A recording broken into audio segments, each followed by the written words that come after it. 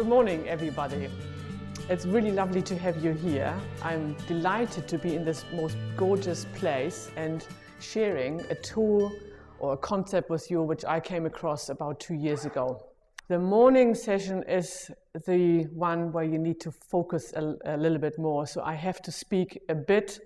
I personally like to have my seminars very practical, so we will do a lot of practical stuff. Don't worry, you don't sit the whole day on the chair, but I have to explain a few concepts, and that will happen mainly before morning tea. Any questions before we get started? No? Very good. Well, my name is Catrin, for the ones who don't know me, and I come, as you can hear, from Germany. I live in New Zealand since 16 years, and the main reason why I started this work is what I believe is because I came to this country, because it opened me up to completely new opportunities and new belief systems, which I'd not have discovered where I come from. This tool came to me about 2 years ago, and I have done mainly 15 years of self-development, personal development courses, lots and lots of things, because I always ask myself, there must be something else, this can't be it. But when this tool came, I give you a couple of examples why I was so amazed with it. And one is teeth. And interesting enough, we have a dentist here at the back of the room. I have really major problems with my teeth, and one of them is root canal infections. So about 2 years ago, I had a major tooth canal infection, and I dread to go to the dentist, and I really, really don't like it. So I wait and suffer the pain. Initially, it was only Nurofen. Then it was Nurofen and cortisol, I think it's called. Then at some point, the pain was so bad that I had to hammer my head against the wall. My kids forced me to go to the hospital. I get morphine put into it. Nothing stopped that pain. Nothing at all. And they opened the tooth up. It was a real nightmare. At that point, I knew about this 2-point technique, and after all the suffering, thought, why don't I apply that to it? And did. And within half an hour, my pain was gone, without any further treatment, without any tablets, without any drugs. That was my first experience with it. And I thought, there's definitely something to it. The second one is probably more emotional. I have had a really bad relationship to my father, to the point that I don't go into the story of it, but to the point that I went the furthest away from Germany as I could, because I really hated him since I'm a child and didn't want to have anything to do with him and feared him. My fear, you always take your fear, and whatever you take with you, even if you think you're going away from it, you take it with you. So I did, and lived in fear for quite a long time. I worked in my first session with the 2-pointing method on that issue. And a few days later, I got bitten by a white-tailed spider in my finger. And I'm not sure if any of you ever had it, but I reacted again really, really badly, got very, very sick, and have a friend who works with funny machines where you put your hands on and something works through your body. So I went to him, did this stuff with him, and all of a sudden I felt pain, and then I felt relief, and then I had to cry, and then I felt my father is dying. And I was so certain in that moment that my father is dying. I've never ever felt more certain about something in my life. But I, after doing this work, understood this is the energy of my father which was leaving my body, finally. It was a really amazing experience. Well, the next day I got a phone call from Germany, and they told me my father died, exactly at the time where I experienced that he did. I haven't had contact with him for 30 years, so I didn't know what he was into, but he suffered a stroke, suffered really badly, and then he left this body, and I experienced that. And that really then kind of did it for me. I was really curious to find out more about how this works, and the more I did, the more amazing experiences I had, not necessarily such dramatic ones, but that was a big one for me, but I really, really love it. Before we go into the 2-point though, I would like to explain you another concept, and it has to do with our minds and patterns which we experience. And before I explain it to you, I would like you to get into the perfect learning state, which I usually teach children at school. How do you get into the perfect learning state? Do you know? Everybody in school should know this, but nobody's teaching it. Breathe is a good one. Ideal learning state for me means that your left and your right brain work at the same time simultaneously, because the majority of times when we are conscious, we work with our left brain and not with the right one. The right one, though, is the one who is opening you up to intuition, to a far bigger way of information, and we want to access both. So in order to do this, I would like you to just all get up. And because our brain is, and by the way, Cynthia, I am sending out notes this afternoon. So if people want to write notes, that's fine, but I'm sending out stuff about all this at the end. Our brains are cross-wired, and to get the interaction going, we are just doing some really basic interaction with left and right. So you take your right hand, you put it in your left knee, and then you do the other way. Yep, and that's what every child in the morning should do at school. Simple things like this. This is activating it. Now you can take your hands and you do the this little exercise, if you can. And the funny thing is usually how our tongue is trying to work it out. If it doesn't work, it doesn't really matter. It's mainly that you are trying because you're trying something different, and that is getting right and left.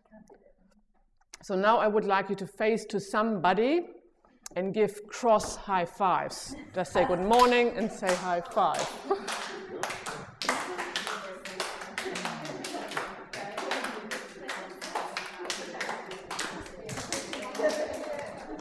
Very good.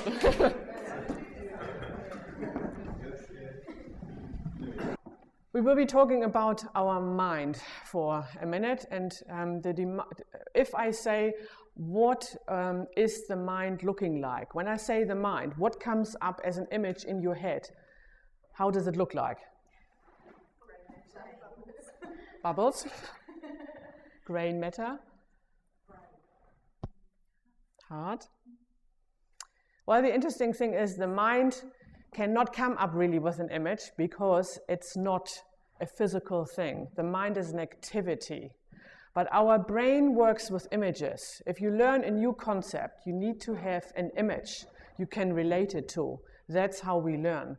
So in 1934, a professor who was working with patients developed an image. And again, it's only a concept, but it helps us learn much better what the mind means and how it works. And so he came up with an idea. And this is your mind. This underneath is your body. And your mind is divided into the conscious mind and the subconscious mind. It doesn't have to be equally half circles, because we figure out something that this is far bigger than this anyway. But this is representing now, for now, your mind, and this is your body. So as a child, when you learn something new, you come to this beautiful planet, and you think everything is awesome, and you try to experience new things, and you're using all your 5 senses, like feel, touch, smell. Like there is a chair, and a child is not just looking at the chair and saying, oh, this is a chair. A young one would grab it, would bite into it, would try to climb it. So you experience learning with all your 5 senses.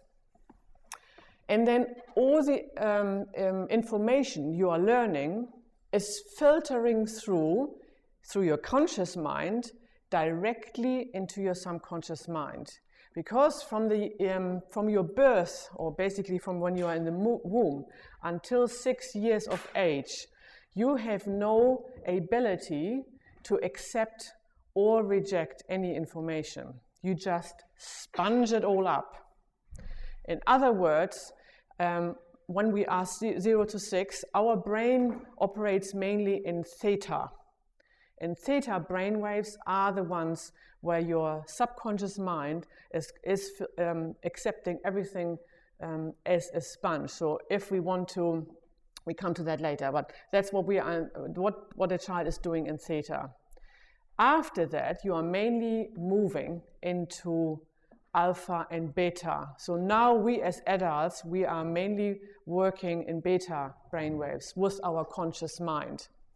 And beta is just meaning that all the stuff you have learned, you've given a filter through, you have at some point accepted something as positive or as negative. And when those little pictures are popping up for you now, that's when automatically your conscious mind will say, oh, I like this or I don't like this. But as a child, from 0 to 6, you don't have this. You accept everything as it is, as being the truth, so to speak. And what happens, those belief systems, which are mainly not your belief systems, they are your parents or your grandparents or your teachers, whoever is with you in those first few years, what they are saying, what they are emanating, what they are portraying or role modeling, you accept and you create your self-image. Self. Okay, so far so good. From your self-image now, this is what you believe about this planet, about yourself to be true. And from here, you then take action, or your body is taking action to do certain things. And these are giving you results. The whole time, though, it's understanding those mainly are not your belief systems from now. They are some belief systems which you have been conditioned to when you were a child. So if you had parents who were totally open to everything, who were positive, who were telling you, you are awesome, you can do everything you like in your life, and that kind of stuff, you were really lucky, because automatically this is what you believe to be true, and then it's going to happen. Most of us were not so lucky, and that's not because we had bad parents. I figured out now, after this experience with my dad, our parents always do, this is what I truly believe, the best at the time they know and they can. They didn't know any of that stuff. So if you experience parents like my parents were fighting a lot and didn't have a very nice relationship. So my understanding was, okay, fighting in a relationship is normal. That's what I learned, because that's what I was exposed to. My dad was actually beating up my mom. So I learned it's okay to accept physical abuse. But I didn't know that until I came across this model. But I attracted it because there is another really fascinating thing within your mind and your body. What you believe to be true. And with belief, or maybe we look at the word. My writing is not perfect, but can you see the other word in the word believe? Lie. Yes. Every belief is also a lie. It's something somebody teaches you and you make the decision whether this is true or not. But it's true for you. It can be wrong for somebody else. But everything starts usually with a lie and you create it into a belief. And we have a mechanism within us which then makes us do things to prove that we are right. What you believe here is right. And automatically, it runs on autopilot. This stuff you believe to be true here is putting your body into action and attracting the things which you believe are true or right. So what that means is, practical again, I came out of that relationship, and what I attracted was mainly relationships where men were either abusive or cheating on me or not very nice. But I thought the whole time, what's wrong with me? And I didn't understand that it had to do with what I learned about in my family, what I then accepted on a subconscious level, basically creating those results. Once I understood this concept, I was free to make a choice. I was free to say, those beliefs obviously don't serve me, and they are not true. I don't deserve to be abused or beaten up, or I do deserve to earn a really good income. I do deserve to be happy. So how on earth can I now change this? So far, again, you follow? I always ask that because this is such a powerful thing to understand. It looks simple, it's really powerful, and that changed my life completely.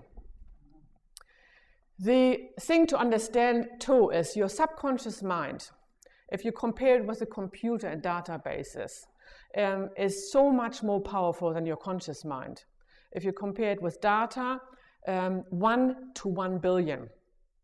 So your conscious mind is really not all that important. And most of the time when we are in our conscious mind, like when we are talking, not when we are listening, tuning in, but when we are talking and chatting, most of the time we run on autopilot. And we are actually not thinking our own thoughts. And we are not repeating stuff which comes from us. We are just saying what we have heard, what we picked up, what our parents said. The conversations we are usually having are really not all that conscious at all. And I give you an example how powerful the subconscious mind is, or a couple of them. A freezing worker came home from work on a Friday afternoon in his truck, and he parked his truck and had to take some stuff out because he knew by Monday he had to unload the stuff. Freezing truck, meaning the truck at the back is really, really cold, below 30 degrees. All of a sudden, the door closes and he can't go out anymore. In that moment, he knew nobody would come before Monday morning to rescue him. And he also knew, learning in biology, that he can't survive 2 nights and 2 days without anything below 30 degrees. So he died. On Monday morning, they discovered him in the truck. What he didn't know is that the thermostat was broken. The truck wasn't actually freezing. It was above 0 temperature. But he believed he would die because nobody can survive that. And that's why he died. Another example, which is quite interesting, I experienced that with some people myself, is normal operations where people have something minor happening and you heal within 3 days normally, and it was done over and over and over again. For one lady, that operation happened, was successful, but she didn't heal. And the doctors could not figure out why that happened. And it took another week, and she just wouldn't heal. And then somebody suggested she should go under hypnotherapy. And as I said before, in hypnotherapy, that's where you go into theta, really, really deep into your subconscious mind. And she agreed to do that. So she went under hypnotherapy. And what they figured out is, while she was being operated, the surgeon was talking to his anesthetist, and he just had a new dog, a German Shepherd, and went to puppy school with him. And he just shared with the surgeon saying, I don't know what to do, but my dog wouldn't heal. Yeah, get it? So that's what she heard. That's what she picked up. Wouldn't heal. Only that. And that's why she didn't heal. So in that hypnotherapy session, they rephrased it, changed the sentence. She came out within 3 days, she was healed. So our subconscious mind stores billions of data and information, a lot more than our conscious mind. And this is the place from where we operate.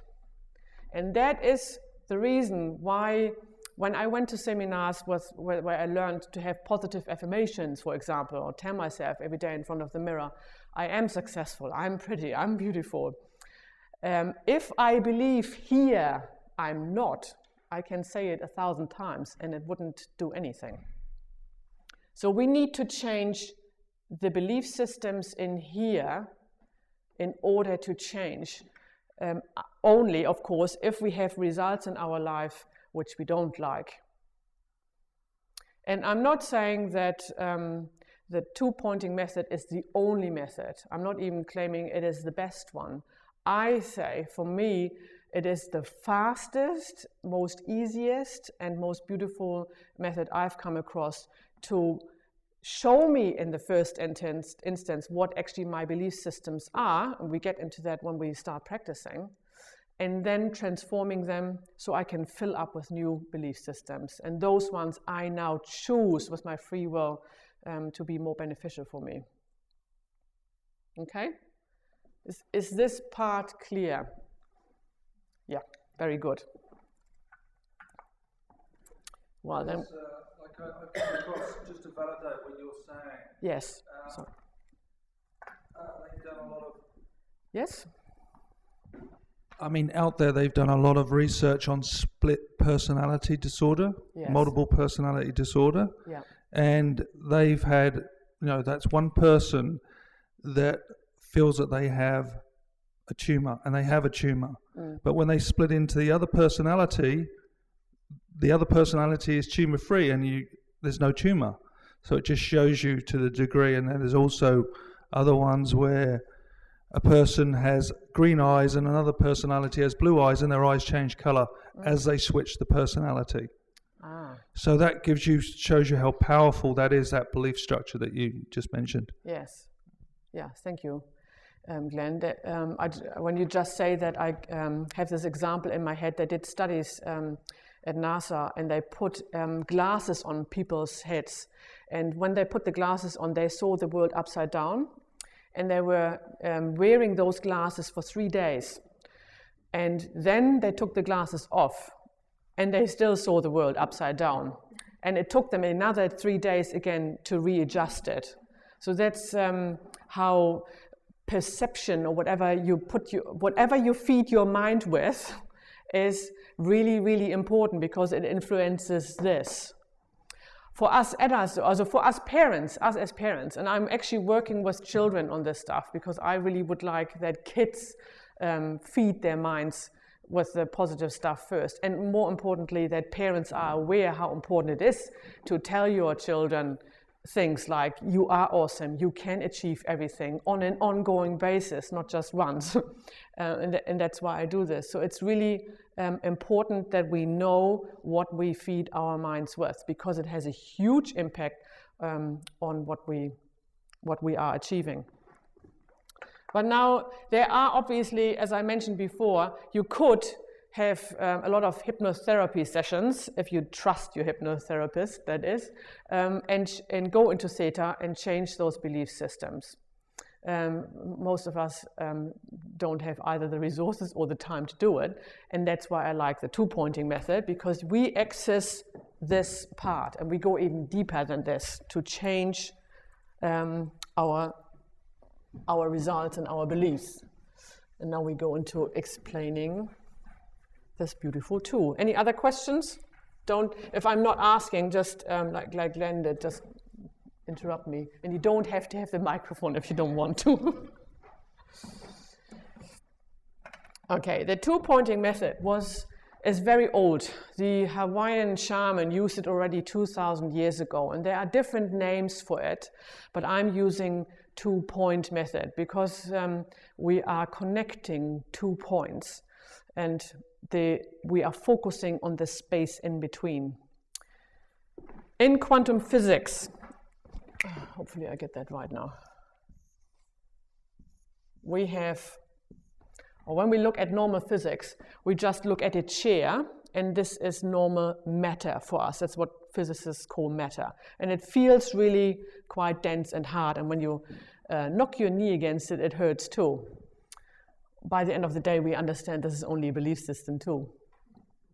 If we go deeper, we understand that most of these things have a molecular structure. So there are molecules. And then we can go deeper, and I don't know how you look at this, something like this. And we figure out that there is a nucleus in the middle and lots of neutrons and protons flying around it. The nucleus, so far, was the closest or the lowest density physicists could measure. And now we also understand there is something below here. And they call that the 0-point field, or some people, like I call it source or spirit, but there is a space which the best cameras from NASA can't see anymore. So with our eyes or our hands, we can't touch it, we can't see it, but it's still there, and they can only measure it because everything below this, and obviously including this, has an energy around it, and electromagnetic forces. And that's what they can measure. And from this space, basically everything is created, from this nothingness. And you can call it nothingness or 0-point field or whatever you like, but it's an invisible mess, something. And that's where things are created from. So if you would take the camera from NASA and go into this chair and go deeper and deeper and deeper, this is what you will figure out. There is nothing. Nothing. And the most amazing part, though, is that space, nothing. You can do the same with your body. First you have your body, your skin, then you go deeper and you have the blood vessels and the bones, and you go deeper and deeper and deeper, and at the end, again, there is this nothing. If you go into the universe, you have the same. If you take a camera and look down on the earth, looking on us now, we see bodies going higher, we see the house going higher, we see the country going higher and higher and higher, and at some point, beyond the stars, beyond the planets, beyond everything else, is again this space called nothing. And out of this space is where all creation is happening. If we compare those parts now with our body, we could say our densest is the body, and the next bit is our emotions, and the next bit is our beliefs, and then our soul or spirit. And again, below there, this nothing.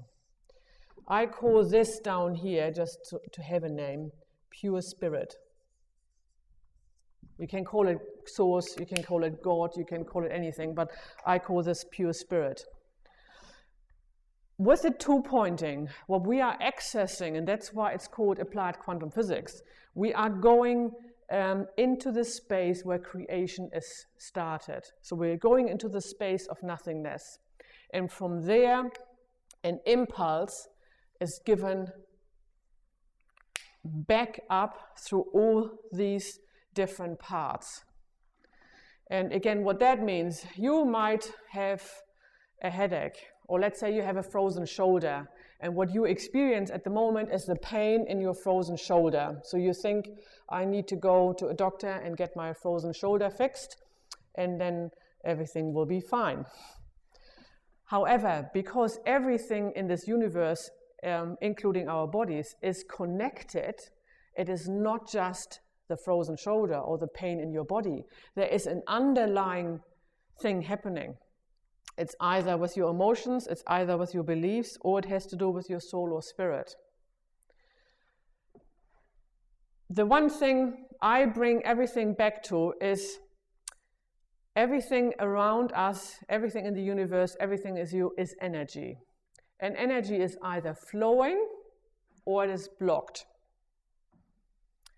You can call it cancer, but you can also call it blocked energy.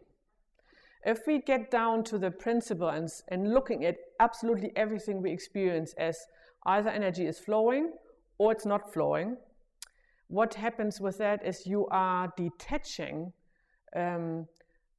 positives and negatives, which are usually attached to emotions, from whatever you call something. And that means you can far easier work through all these four different points and make the energy run again. If we are focusing, or let's explain that with the quantum physics. Have ever of you seen What the Bleep Do We Know? Yeah. So you know the experiment where they shoot these protons or these neurons, I might use the wrong words, against a little box. What they've done is they shoot, let's call them protons, against a box, and you would expect that those protons go through the box at the end of a white surface and end up in a certain way, exactly the shape of the box. And they did this, and they didn't. And there was a fumble. And then they realized there must be something which is changing the way these protons are shot against this box. So what they did is they put a camera or a watching device and observed the process. And they realized that the observing of what happened is making the difference. Meaning, if the camera was looking at a certain angle, expecting those protons to go in a circle, they did. If the camera was at another angle, expecting the protons to go in a box, they did. The observer, or in this case it was a machine, but it's the observer, makes the difference. And that applies to our life. How we look at something, how we expect something to happen, that's what makes an impact in your life. This is going to happen. If you expect something to happen in a certain way, because remember the self-image, what you believe to be true, what you learned about yourself, the self-image, that's how it's going to happen. Can you kind of follow that? Okay, and what we want to do is we want to make the energy flow again. If energy is able to flow, you are open to opportunities. First of all, you're open to actually see what is happening. This is the main thing which is starting when you apply the two-pointing. All of a sudden, you see what was in front of you the whole time. You just couldn't see it because you become more aware and aware and aware. And what I mean with that is your patterns, how you operate, how you do things, how you interact in relationships.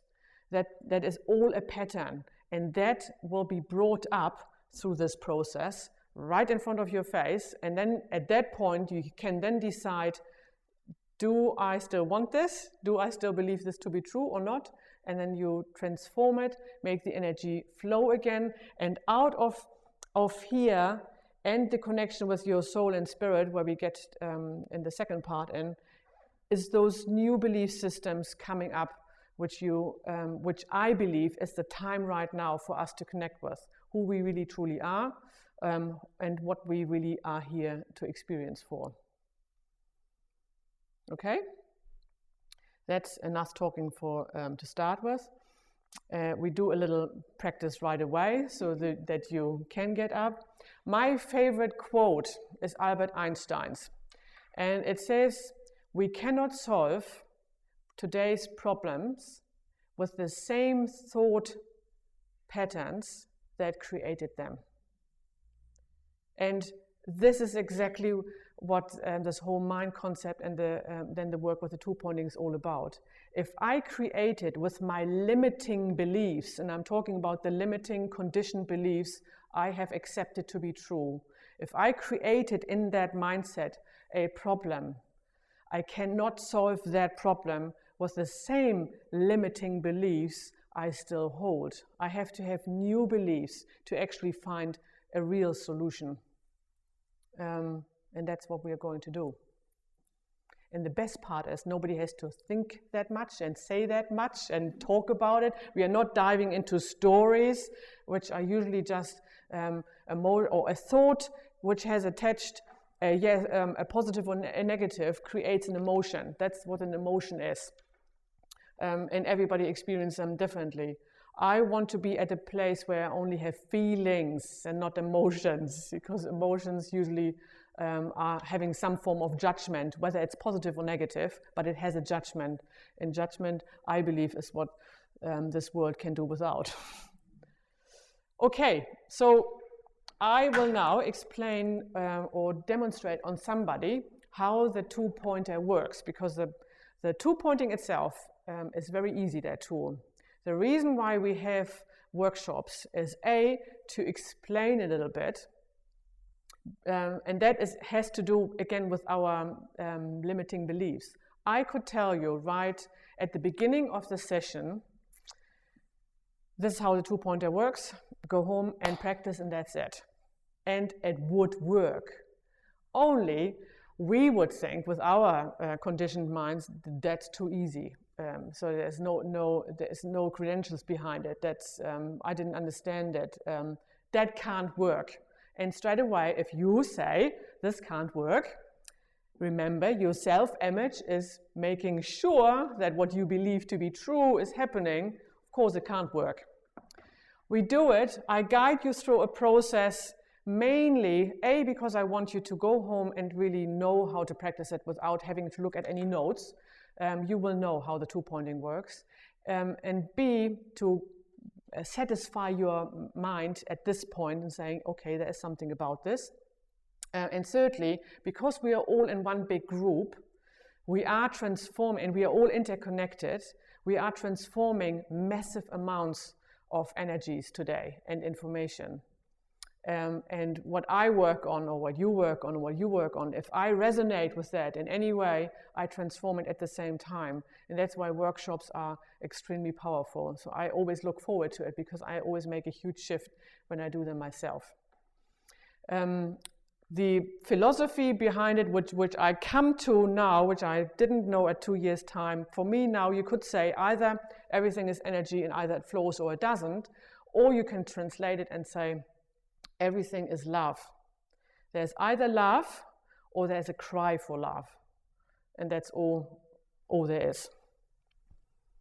Okay, I need a volunteer now. Yep, can you, because I don't have a chair, can you bring your chair?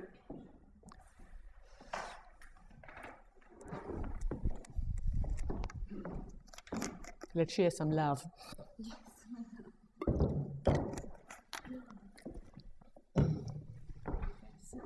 No, you are just standing so that in case you are waving, you would be back. I just come here. Right. We will learn this afternoon, you can apply the two-pointer on yourself too, but to begin with, we apply it on somebody else because there is a different feeling in your hands and you actually feel the energy quite nicely. So this is now representing the problem. And as we say, there are no problems, but the blocked energy. So what Kathleen is doing, for a brief moment, she is thinking about something that is bothering her, upsetting her, hurting her. I don't need to know and I don't want to know. She's just thinking it. I then connect with it. The body is only one part. Most of you are quite aware that there is a huge etheric body around her as well. So I could do it without touching her. Yeah? But I'm just doing it because it's more comfortable to have my hand up there. There are different power points on the body, so you could use the chakra point, you can use the hip as well. I use the shoulder because, again, it's comfortable. If you are a small person, you stand beside somebody like this, put it on the hips, or you can put it at the heart chakra as well. But I use this point. So now this is where the second point comes in. So the first point is the problem, and I just say problem now, but I mean blocked energy, yeah? And the second point is somewhere out there. In quantum physics, there is not here, there, Germany, it's all one space. In the universe or in quantum physics, everything is totally interconnected. So there are many, many, many points I can now connect with, which will bring this energy back to flow, or in other words, which will create a solution for that problem. Because the solution is we want to let the energy flow again.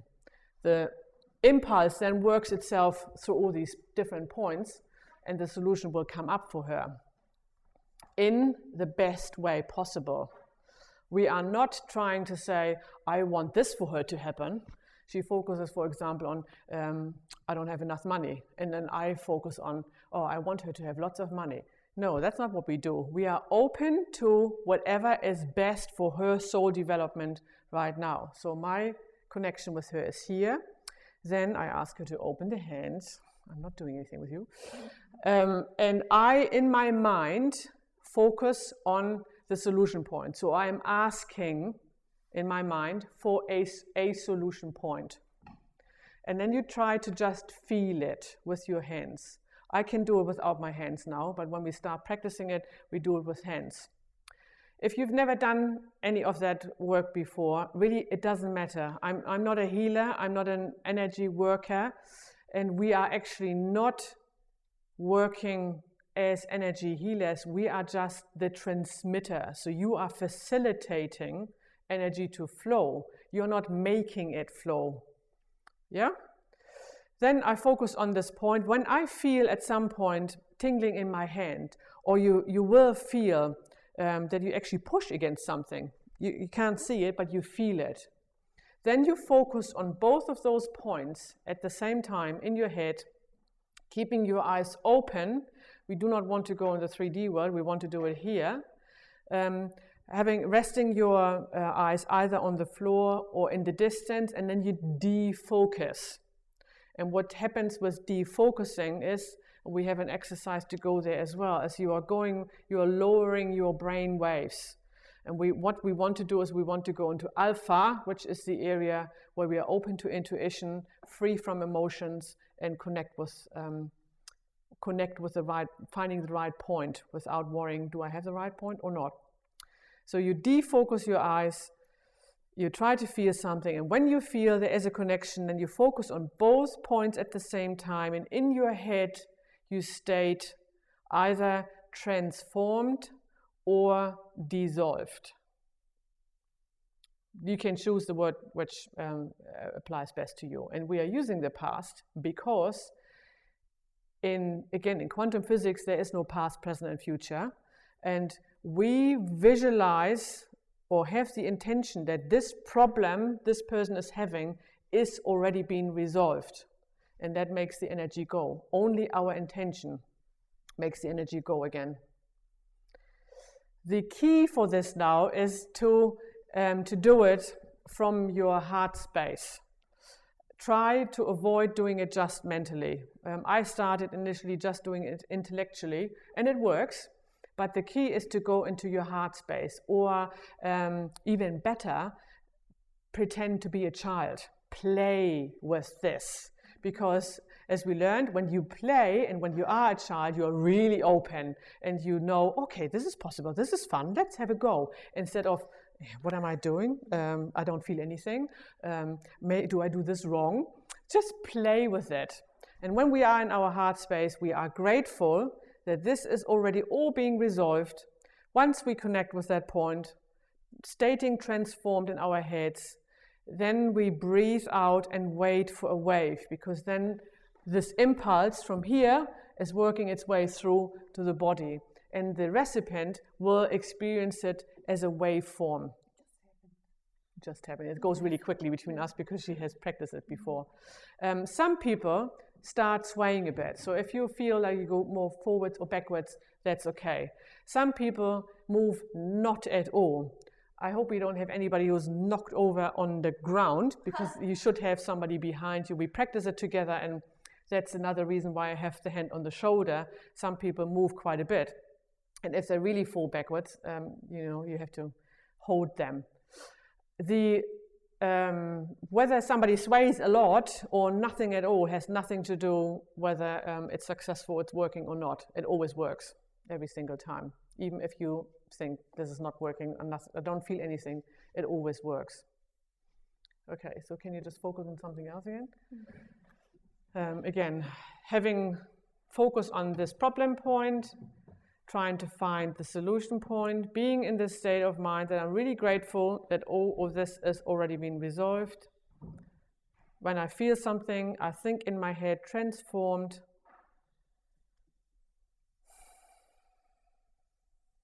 And there we go. And that's it. It's as simple as that. Right, so everybody find a partner. Yes. Could it be like physical things like illness or sickness or? Yes, yeah. You can think of anything you like. For the purpose of today, I would suggest you take 2 major topics you want to work on, and then you switch them with partners. So think of 2 things which are results in your life at the moment you're really not that happy with. And it can be physical, it can be an emotion, it can be somebody who bugs you. At the end of the day, it really doesn't matter what you think of, because it always works through all different layers anyway. So how you think of it and how you phrase it in your mind, is that important? No, not at all. Words are not important. You just think about it briefly. You don't have to hold on to this thought either. I just want you to think about it in any way. You don't have to bring up those emotions. Just think about it, because the person who works with you needs to connect with it. Once that's done, you say, yes, I'm ready. And when she starts or he starts with the 2-pointing, he can let go of that thought too. Yeah? If you choose, you want to have this feeling coming up, that's fine too. There is no right or wrong way with it. But the good thing is you don't have to tell anybody. That's what I like about it. Let's have a go. Just find a partner. Just find somebody you don't know.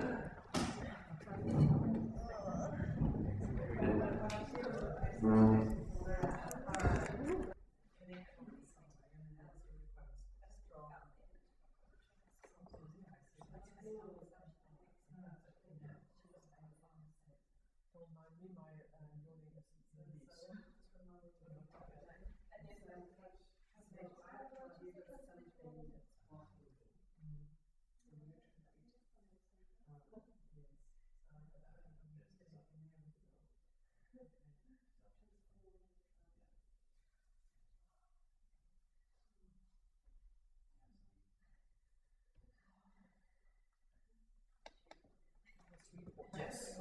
And you are in your head, you are asking for the solution point. Once you have that point, when you feel it, then you think transform. It's like finding the right thing and then opening the gate. So but first you ask for the solution point, and then spirit will guide you where one is. And when you have it, then you think transformed. And touch the shoulder. You can. Before or after. That's the point. Yes. So No, you at the beginning just touch it, because that's when you connect with mind. Again, then you don't need to.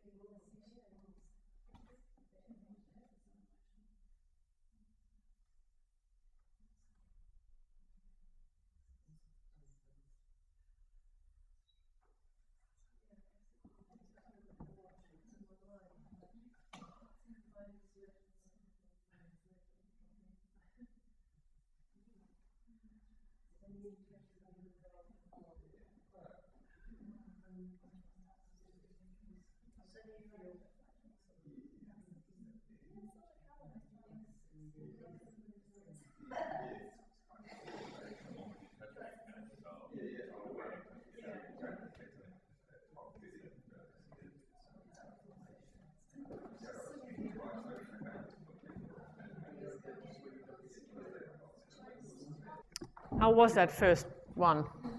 Unsure. Yes, good. Would like to experience I feel like I'd like to experience one of your Yes. forward feel. So we know where. I will definitely do one with each of you. I'm doing them all the time because I'm doing them from my heart now. I don't need my hands anymore, but I will do one direct with each and every one of you. And nice that you say unsure, because that's exactly what the mind is telling you. I told you kind of a few things you can experience, and you were thinking, oh, but I don't feel that, and where is it? And it's exactly why we go through some structured processes, which we wouldn't need to do if we would be all as open as children are and just come together as 4-year-olds and play. They don't have expectations. They just try to experience something new. So I encourage you again over, and it's very good that you mention it, and it's normal that it happens. Just I encourage you to be as playful and open as you can. And the more you do the work, the more you become more playful. You should have seen me 5 years ago. My mom wouldn't recognize me anymore. She sees me now. Yeah, so the main thing is that you just start getting a little bit the hang of it. There's 2 things to say for it. You can't do anything wrong. There's not a very specific wording or the way you phrase something. Your soul and your spirit, or who you really are, knows everything that's going on and is guiding you. So there is no right or wrong in applying this practice. Please don't think, oh, I screwed this up, or I don't feel anything, or it always works. The only thing you have to have is a real open heart, being grateful that whatever that is already being resolved, meaning energy flowing again, and focusing on both points at the same time. That's all you need to do. How you word it, how you phrase it really doesn't matter. People who work very intuitively don't need to ask any questions at all. They just go and feel something and do it. So we start to learn it more with our left brain because that's how we are trained, but we are then going more and more. By the end of the day, we will have a process which goes through all the little steps we do today in one go. And I only do that these days because this other takes far too long. We, at the beginning, when we are uncertain and unsure, we try to feel, and we do it sometimes for a long time, and then we feel, oh, something is happening, and then we stay in this space. And quite often we stay there because it actually feels really good. What happens in that moment is you are completely connected with that space and with that energy field. And you don't think, or you're not supposed to at least, oh, I need to get my washing out. And when I come home, I have to do this. When we are in the space of completely nothingness, this feels so good. I don't know about you, but I just love doing it. And that's why I sometimes stay in it a little longer. The impulse from here is given as soon as you connected the 2 points. So I can, if I'm in a hurry now, or when Kathleen and I are working, I just think it happens, that's it. We don't need to stay really long. I just do it because it feels good. But the impulse happens as soon as you connect the 2 points, bang it is, and it works its way through. So you don't have to think, you have to hold it the whole time either. Again, there's nothing right or wrong. What we do before morning tea is, when we start doing this work, it is ideal that we are in this alpha brainwave. And at the moment, we are still at beta, trying to comprehend and understand. So we will do a little meditation now, where I'm guiding you into alpha, and then I'm programming you, or you program yourself, a phrase which is basically stating mental level alpha at the end. And we repeat that 3 times in our mind. And then, when you then do the work at home, today you will be staying in that space and in this energy field anyway. But when you work tonight or tomorrow or something, the only thing you have to then state in your head is mental level alpha, and breathe, and you are in alpha. There is no requirement of 30 minutes meditations or being in a silent space, or you can actually talk while you do this. There is no, what is the word I'm looking for? Routine is the wrong word, but structure or anything, or sacred space, or, oh God, the telephone is ringing. Normal life, that's why I love this process, you know. I can talk to somebody, I can answer the phone in between. It really is that simple and that relevant to your life too. So, but we do this meditation to program that you easily can go into this alpha space. Yeah? So just sit relatively relaxed. Again, it doesn't, you can also, if you want to sit down, unfortunately there are no cushions, you can lie down on the floor if you like. I just have to take this off for a second and turn the thingy on. Just close your eyes. I just run some raindrops to make it easier for you. Just start closing your eyes and you're approaching an elevator. And the door is slowly opening. Just enter.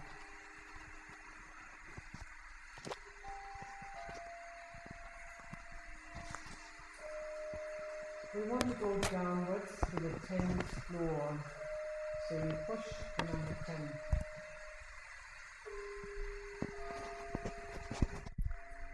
And the elevator is starting to move. 10. Breathe in and out.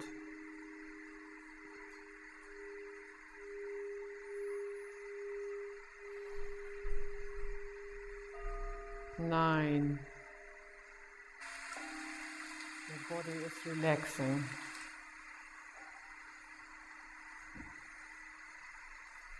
With the next breath, focus on letting go of the last bit of tension in your body.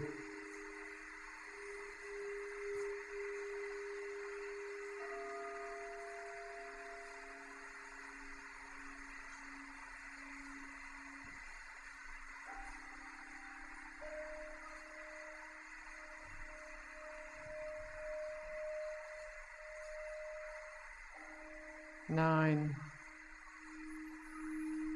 Breathe in and out.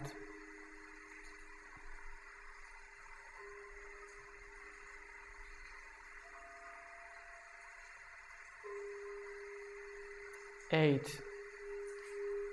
You're getting more and more relaxed.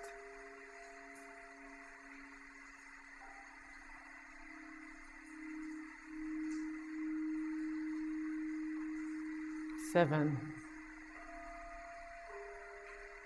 Breathe in and out.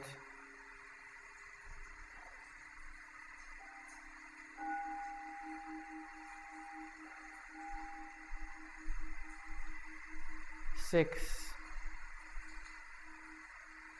Your body gets more and more relaxed.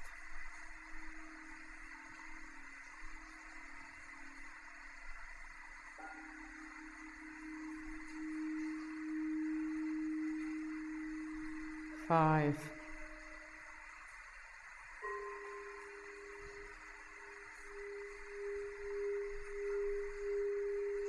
Your body is rejuvenating and really enjoying the space.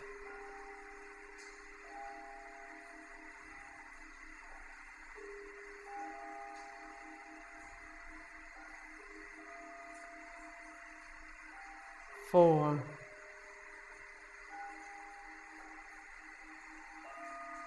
Continue to focus on your breath. In and out.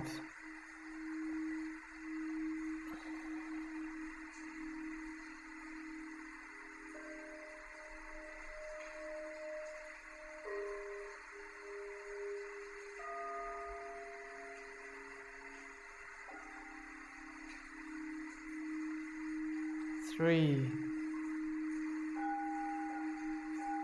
We are getting closer. Relax.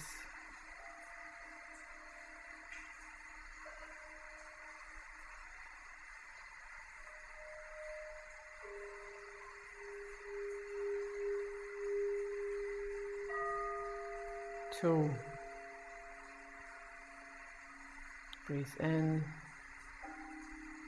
and out.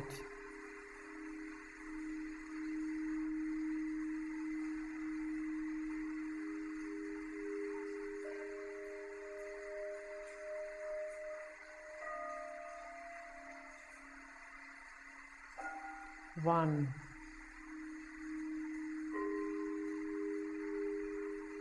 Almost there.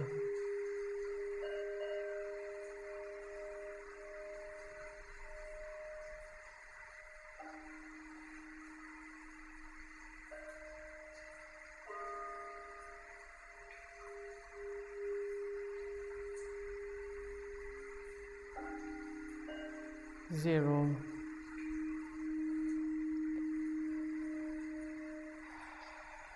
We have now arrived at the alpha level. That's a brainwave frequency between 7 and 14 megahertz. This is where you are open to intuition, creative ideas, and knowledge. And it's very good to go into when you work on a particular project or you want to do this two-pointing work.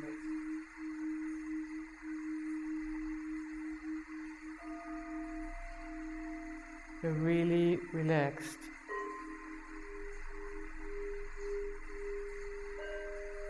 Every time you quickly want to go back here, you just have to state in your mind, mental level alpha, and you will be right there.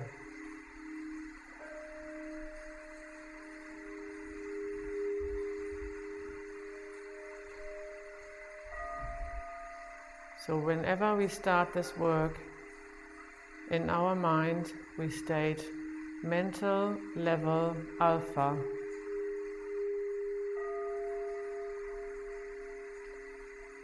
And we'll be right here.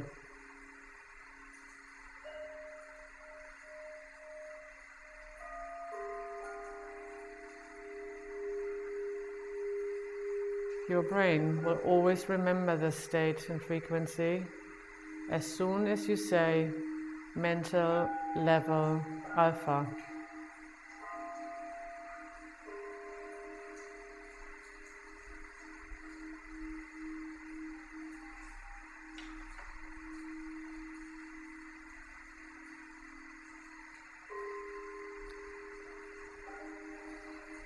Enjoy this for a moment, and then in your own time, when you're ready, go back in the elevator, go upwards and come back into this room. Take your time though.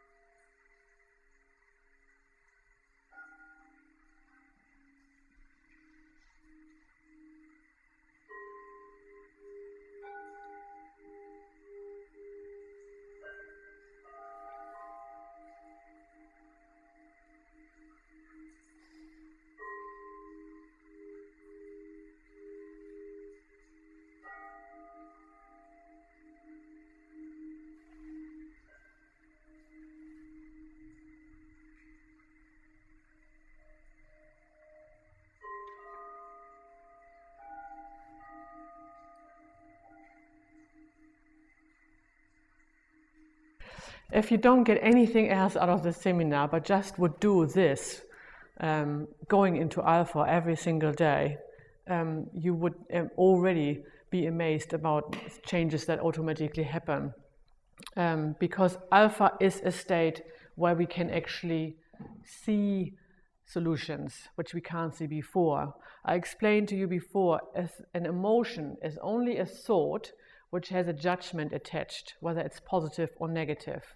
When we are in situations where we are feeling a bit pressured, and a lot of people these days are feeling stressed and pressured, and in lots of different areas, we can't think. It just blocks completely off. And just going into alpha, first of all, it relaxes all your body organs, it relaxes your brain waves, and all of a sudden you can see a solution. You cannot see a solution if you're involved in an emotion. It's just not possible. So, yes? You said you want to get away from emotions into a feeling state. Yeah. The feeling state, the emotion state. Isn't The feeling state, the emotion state? No, for me, an emotion is a thought which has attached a judgment. Yes, a positive or negative. Feeling comes from the heart and for me, it has no judgment. Feeling doesn't mean necessarily it's only good.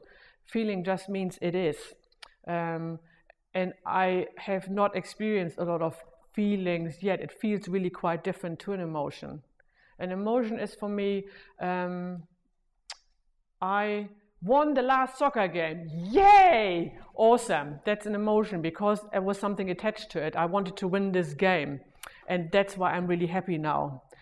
A feeling is I'm going to the beach, and that's where my favorite space is, and connect to the water, and all of a sudden I see a dolphin popping out, and for no really reason apart from this dolphin being there, I feel bliss or connected, or but it's not saying, oh, this is really awesome. This is just flushing through my body like a warm waterfall or something. That's a feeling for me. Emotions got a reaction, haven't they? Generally. Well, this is how I explain it, but that's where we can, we get into that later on too. This is what this means to you, and I just explain what it means to me. That doesn't mean that I'm right or you are, or I'm wrong. Trying to understand. Yes. If I saw the dolphin, the feeling, the judgment would be that's a beautiful animal, so the feeling would be bliss. Yes. So I don't understand the difference between that, seeing the dolphin or winning the game. That's what I just am trying to understand that. Okay. I try to find better examples then. For me, feeling and emotion is quite... Emotion is probably more attached to my ego. And a feeling is not attached to my ego. A feeling is just, it's beautiful that he's there. It's not that I have to own this animal now, or that I... Yeah, that's probably it. That emotion for me is having this judgment, and judgment comes from the ego. It never comes from your soul. Any other suggestions on, to help Cynthia to explain? I say there's a feeling of sadness, but I think the emotion that would go there would be perhaps anger or something like jealousy or something like this, where you can feel sad, but Yes. not have an attachment or a need to act on it. Yeah. And then you can feel love or happiness without being attached. So then the emotion is then perhaps the attachment. Yep. So like holding on to it. That's a good way to explain it. The attachment, yes. And it's good that you chose sadness, because sadness in itself is not a bad feeling. We make it a bad feeling by putting a judgment on it. Yeah? Okay, I would say we have a little morning tea break then. This one was the more heavier one, and we will have little tidbits of information coming through, but we will do a lot of practice from now on as well.